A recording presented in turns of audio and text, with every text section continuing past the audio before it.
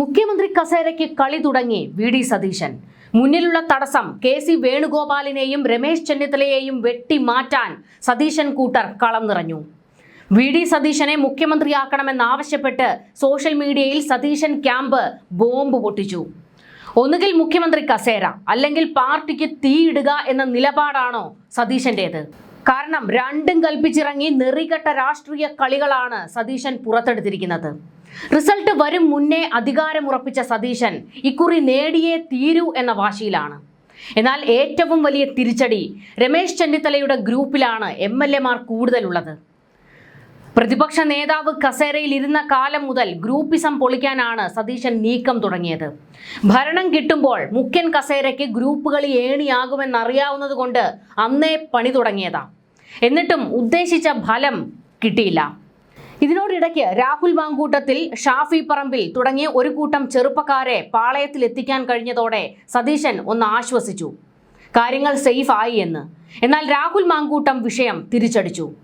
യുവനിര മുഴുവൻ ഇപ്പോൾ സതീശനോട് ഇടഞ്ഞു നിൽക്കുകയാണ്. രാഹുൽ മാങ്കൂട്ടത്തിനോട് സതീശൻ കാണിച്ച നിലപാടാണ് അതിന് കാരണം. എന്നാൽ ഇപ്പോൾ വി.ഡി. സതീശൻ കാണിക്കുന്നത് എന്താണ്? അധികാരം പിടിച്ചത് അത് തനിക്ക് മുഖ്യമന്ത്രി കസേരയ്ക്ക് വേണ്ടി മാത്രമാണ് എന്നുള്ള നിലപാടിലേക്കാണ് സതീശൻ എത്തിയിരിക്കുന്നത്. സതീശന് വേണ്ടി സോഷ്യൽ മീഡിയയിൽ നടക്കുന്ന വ്യാപക പ്രചാരണത്തിന് പിന്നിലെ ബുദ്ധികേന്ദ്രം വ്യക്തമായതോടെ കടുത്ത അതൃപ്തിയിൽ ഹൈക്കമാൻഡ്. തെരഞ്ഞെടുപ്പ് വിജയത്തിന്റെ ക്രെഡിറ്റ് പങ്കിടുന്നതിന് മുൻപേ ഗ്രൂപ്പ് പോര് പുനരുജ്ജീവിപ്പിക്കാനുള്ള നീക്കം പാർട്ടിക്കുള്ളിൽ വലിയ ചർച്ചയായി മാറിയിരിക്കുകയാണ്. വിദേശ രാജ്യങ്ങൾ കേന്ദ്രീകരിച്ചുള്ള വാട്സാപ്പ് ഗ്രൂപ്പുകൾ വഴിയാണ് സതീശന് വേണ്ടി പ്രചാരണം കൊഴുപ്പിക്കുന്നത്. ഇത്തവണ കോൺഗ്രസിന്റെ തെരഞ്ഞെടുപ്പ് പ്രവർത്തനങ്ങൾ ഏകോപിപ്പിച്ച ICC ജനറൽ സെക്രട്ടറി കെ.സി. വേണുഗോപാലിനെ തഴഞ്ഞ് സതീശനെ മുഖ്യമന്ത്രിയാക്കണം എന്നാവശ്യപ്പെട്ട് ഹൈക്കമാൻഡിന് കൂട്ടത്തോടെ ഇമെയിൽ അയക്കാനാണ് കൊച്ചി ലോബിയുടെ ആഹ്വാനം. UK-യിലെ ഒരു മലയാളി അസോസിയേഷൻ ഗ്രൂപ്പിൽ സതീശൻ അനുകൂലി പങ്കുവച്ച സന്ദേശം ഇതിനകം പുറത്തു വന്നിട്ടുണ്ട്. മല്ലികാർജുൻ ഖാർഗെ, രാഹുൽ ഗാന്ധി, പ്രിയങ്ക ഗാന്ധി എന്നിവർക്ക് അയക്കേണ്ട സന്ദേശവും അവരുടെ ഇമെയിൽ ഐഡികളും സഹിതമാണ് ഈ പ്രചാരണം നടക്കുന്നത്. പിന്നിൽ സതീശൻ തന്നെയാണ് എന്നുള്ളത് വ്യക്തമായിരിക്കുകയാണ്. തെരഞ്ഞെടുപ്പ് പ്രവർത്തനങ്ങളിൽ ഗ്രൂപ്പ് തർക്കങ്ങളില്ലാതെ പാർട്ടിയെ നയിച്ച കെ.സി. വേണുഗോപാലിന്റെ പ്രവർത്തനങ്ങളിൽ കേന്ദ്ര നേതൃത്വത്തിന് വലിയ മതിപ്പാണുള്ളത്. എന്നാൽ പ്രതിപക്ഷ നേതാവ് എന്ന നിലയിൽ അവസാന കാലയളവിൽ വി.ഡി. സതീശൻ എടുത്ത ചില നിലപാടുകൾ പാർട്ടിക്കും സമുദായ സംഘടനകൾക്കും ഇടയിൽ വലിയ അകൽച്ചയുണ്ടാക്കിയെന്ന് ഹൈക്കമാൻഡിന് പരാതി ലഭിച്ചിരുന്നു. ഈ പശ്ചാത്തലത്തിൽ സമ്മർദ്ദ തന്ത്രങ്ങളിലൂടെ മുഖ്യമന്ത്രി പദം ഉറപ്പിക്കാനുള്ള സതീശൻ ക്യാമ്പിന്റെ നീക്കത്തെ ഹൈക്കമാൻഡ് ഗൗരവത്തോടെയാണ് കാണുന്നത്. മുഖ്യമന്ത്രി സ്ഥാനത്തെ ചൊല്ലി തർക്കമുണ്ടാകില്ലെന്ന് കെ.സി. വേണുഗോപാൽ നേരത്തെ വ്യക്തമാക്കിയിരുന്നു. ഹൈക്കമാൻഡ് എടുക്കുന്ന തീരുമാനം എന്തു തന്നെയായാലും അംഗീകരിക്കുമെന്ന് KPCC പ്രസിഡന്റ് സണ്ണി ജോസഫും രമേശ് ചെന്നിത്തല, കെ മുരളീധരൻ തുടങ്ങിയ മുതിർന്ന നേതാക്കളും നിലപാടെടുത്തിട്ടുണ്ട്. കരുണാകരൻ ആന്റണി കാലഘട്ടത്തിലെ ഗ്രൂപ്പ് വഴക്കുകളിലേക്ക് പാർട്ടിയെ തിരികെ കൊണ്ടുപോകുന്ന ഒരു നീക്കവും അനുവദിക്കില്ലെന്ന കർശന നിലപാടെടുത്തിരിക്കുകയാണ് AICC. ഫലം വരാനിരിക്കെ പാർട്ടിയിൽ ഗ്രൂപ്പുകൾ സജീവമാക്കുന്നത് തിരിച്ചടിയാകുമെന്ന ആശങ്കയിലാണ് സാധാരണ പ്രവർത്തകരും. ഹൈക്കമാൻഡിനെ സമ്മർദ്ദത്തിലാക്കാനുള്ള ഇമെയിൽ തന്ത്രം സതീശനെതിരെ തിരിക്കാനാണ് ചിലരുടെ നീക്കവും തുടങ്ങിയിരിക്കുന്നത്. ഇവിടെ വി.ഡി. സതീശൻ ഉദ്ദേശിക്കുന്ന ഫലം കിട്ടുമോ? മുഖ്യമന്ത്രി കസേരയ്ക്ക് വേണ്ടിയാണ് വി.ഡി. സതീശൻ ഈ കണ്ട കളിയൊക്കെ കളിക്കുന്നത്. പലരെയും ഇതിനോടകം ചവിട്ടി ഒതുക്കുകയും വെട്ടിമാറ്റുകയും ഒക്കെ ചെയ്തിരുന്നു. തൻ്റെ ഇരിപ്പിടം സേഫാക്കാനുള്ള കളികൾ നേരത്തെ തുടങ്ങി വെച്ചിരുന്നു സതീശൻ.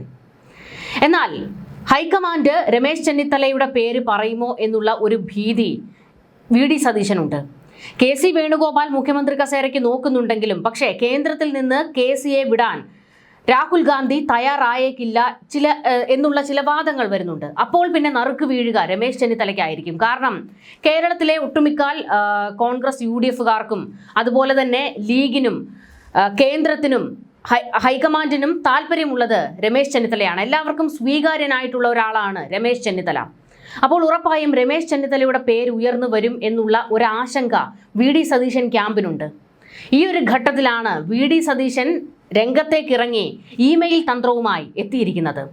തൻ്റെ അനുകൂലികളോടെല്ലാം പറഞ്ഞിരിക്കുന്നത് തനിക്ക് വേണ്ടി വാദിക്കാനാണ്. സൈബർ ഇടത്തിൽ മുഴുവൻ തൻ്റെ പേരിങ്ങനെ മുഴങ്ങി കേൾക്കണം.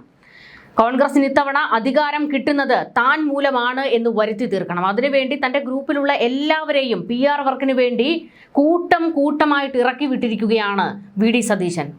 പക്ഷേ എന്നിട്ട് VD സതീശനോ എനിക്കൊന്നും അറിയാൻ പാടില്ല, എൻ്റെ പേര് അവിടെയും ഇവിടെയും വരുന്നതിന് ഞാൻ എന്ത് ചെയ്യും എന്നുള്ള നിലപാടാണ് VD സതീശൻ സ്വീകരിച്ചിരിക്കുന്നത്.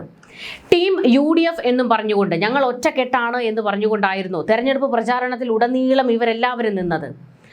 അതിനോടിടയ്ക്ക് കടിപിടികളൊക്കെ ഉണ്ടായെങ്കിലും വലിയ പരിക്കുകളില്ലാതെ ഇവർ തെരഞ്ഞെടുപ്പ് നേരിട്ട് വോട്ടെടുപ്പും കഴിഞ്ഞു. ഇനിയിപ്പോൾ റിസൾട്ടിന് വേണ്ടി കാത്തിരിക്കുകയാണ്. അതുവരെയെങ്കിലും ഒന്ന് ക്ഷമിച്ചുകൂടെ? പക്ഷേ തയ്യാറല്ല. VD സതീശൻ മുഖ്യമന്ത്രി കസേരയ്ക്ക് വേണ്ടി എന്തും ചെയ്യാൻ തയ്യാറായി ഇപ്പോൾ തുനിഞ്ഞിറങ്ങിയിരിക്കുകയാണ്. പക്ഷേ ഇത് പാർട്ടിക്കാണ് തിരിച്ചടി ഉണ്ടാക്കാൻ പോകുന്നത്. നിങ്ങൾക്ക് അധികാരം എന്ത് വിശ്വസിച്ച് തരണം എന്നുള്ള ഒരു ചോദ്യം ഇതിനു മുൻപ് ആദ്യം ഉയർന്നിരുന്നു. കാരണം നിങ്ങളുടെ തമ്മിലടി കണ്ടപ്പോൾ. പക്ഷേ ഇവിടെ ഒരു ഭരണവിരുദ്ധ വികാരം നിലനിൽക്കുന്നത് കൊണ്ട് അത് പ്രതിപക്ഷത്തിന് വോട്ടാകും എന്നുള്ളതേ ഉള്ളൂ. അല്ലാതെ നിങ്ങളുടെ മികച്ച പ്രവർത്തനം കൊണ്ടൊന്നുമല്ല കേരളത്തിൽ UDF അധികാരത്തിൽ വരുന്നത്. കാരണം അട്ടർ വേസ്റ്റാണ്. തമ്മിലടിയും കുതികാൽ വെട്ടും ഈ പറയുന്നത് പോലെ തന്നെ പരസ്പരം പാര പണിയുക, അധികാര കസേരയ്ക്ക് വേണ്ടി എന്ത് നെറികേടും കാണിക്കുക, ആ ലെവലിലേക്ക് UDFും കോൺഗ്രസും എത്തിയിട്ടുണ്ട്. എന്നിട്ടും നിങ്ങൾ വിജയിക്കുകയാണെങ്കിൽ അത് ജനങ്ങളുടെ ഔദാര്യം മാത്രമാണ്. ഇനിയെങ്കിലും ഈ പാർട്ടി മര്യാദയ്ക്കൊന്ന് നിലനിന്നാൽ കൊള്ളാം. എവിടെയാണ് ഇപ്പോഴുള്ളത്? കേന്ദ്രവും കേരളവും ഒക്കെ ഒരേ സമയം ഭരിച്ചിരുന്ന ഒരു പാർട്ടിയാണ്. പക്ഷേ ഇന്ന് അവരുടെ അവസ്ഥ പരിതാപകരമാണ്. വലിയ കൊഴിഞ്ഞുപോക്ക്, ഭരണമില്ലാത്ത അവസ്ഥ. മിക്ക സംസ്ഥാനങ്ങളിലും കോൺഗ്രസ് അടപടലം അടിതെറ്റി വീണിരിക്കുകയാണ്. എന്നിട്ടും ഇവർ പഠിക്കുന്നില്ല എന്നുള്ളതാണ്. കേരളത്തിൽ ഫലം വരുന്നതിന് മുൻപ് നടക്കുന്ന മുഖ്യമന്ത്രി ചർച്ചകളിൽ വിമർശനവുമായി KPCC working president AP Anilkumar രംഗത്ത് വന്നു. ഹൈക്കമാൻഡ് തീരുമാനമെടുക്കാതെ മുഖ്യമന്ത്രി ചർച്ചകൾ നടത്തുന്നത് കോൺഗ്രസിന് വോട്ട് ചെയ്ത ആളുകളുടെ വിശ്വാസത്തിനെതിരായിട്ട് വരുമെന്ന് അദ്ദേഹം വിമർശിച്ചു. സമയമാകുമ്പോൾ മുഖ്യമന്ത്രിയെ ഹൈക്കമാൻഡ് തീരുമാനിക്കുമെന്നും അതായിരിക്കും അവസാന വാക്കെന്നും AP അനിൽകുമാർ മാധ്യമങ്ങളോട് പ്രതികരിച്ചപ്പോൾ പറഞ്ഞു. എല്ലാ MLA-മാരുടെയും അഭിപ്രായം ആരായും. മറ്റു ചർച്ചകൾക്ക് ഒരു പ്രസക്തിയുമില്ല. ഏത് ഭാഗത്തു നിന്നാണെങ്കിലും അത്തരം ചർച്ചകൾ ഒഴിവാക്കുന്നതാണ് നല്ലത്. ഹൈക്കമാൻഡ് പറയുമെന്നാണ് മറ്റു കോൺഗ്രസ് നേതാക്കൾ പറഞ്ഞിരിക്കുന്നത്. കോൺഗ്രസിന് ഒരു രീതിയുണ്ട്. ആ രീതിക്കനുസരിച്ച് കാര്യങ്ങൾ മുന്നോട്ട് പോകും. R. ശങ്കർ മുതൽ ഉമ്മൻചാണ്ടി വരെയുള്ള കോൺഗ്രസ് മുഖ്യമന്ത്രിമാരെ തെരഞ്ഞെടുത്തത് ഒരു രീതി ഉണ്ട്. ഹൈക്കമാൻഡ് ഇടപെടുന്ന രീതിയുണ്ട്. ആ രീതിക്കനുസരിച്ച് തന്നെയാകും അടുത്ത മുഖ്യമന്ത്രിയെയും തിരഞ്ഞെടുക്കുക. കോൺഗ്രസിനാണ് മുഖ്യമന്ത്രി എന്നത് എല്ലാവരും അംഗീകരിച്ചു കഴിഞ്ഞു എന്നതാണ് മറ്റൊരു കാര്യം. AP അനിൽകുമാർ വ്യക്തമാക്കി. നിയമസഭാ തെരഞ്ഞെടുപ്പിന് നേതൃത്വം കൊടുത്തത് പൂർണ്ണമായും ഹൈക്കമാൻഡാണെന്നും AP അനിൽകുമാർ പറഞ്ഞു.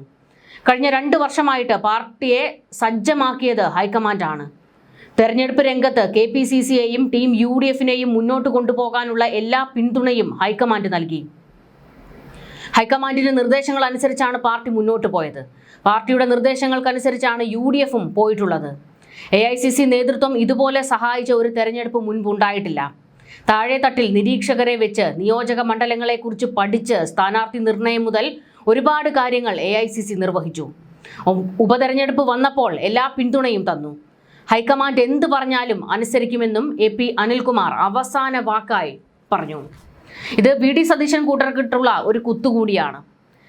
മുഖ്യമന്ത്രി സ്ഥാനത്തേക്ക് VD സതീശൻ, KC വേണുഗോപാൽ, രമേശ് ചെന്നിത്തല എന്നിവർ ഒരുപോലെ യോഗ്യരാണെന്ന് പാലക്കാട് MP VK ശ്രീകണ്ഠൻ പ്രതികരിച്ചു. ഇക്കാര്യത്തിൽ കോൺഗ്രസ് ഹൈക്കമാൻഡാണ് അന്തിമ തീരുമാനം എടുക്കേണ്ടതെന്നും അദ്ദേഹം വ്യക്തമാക്കി.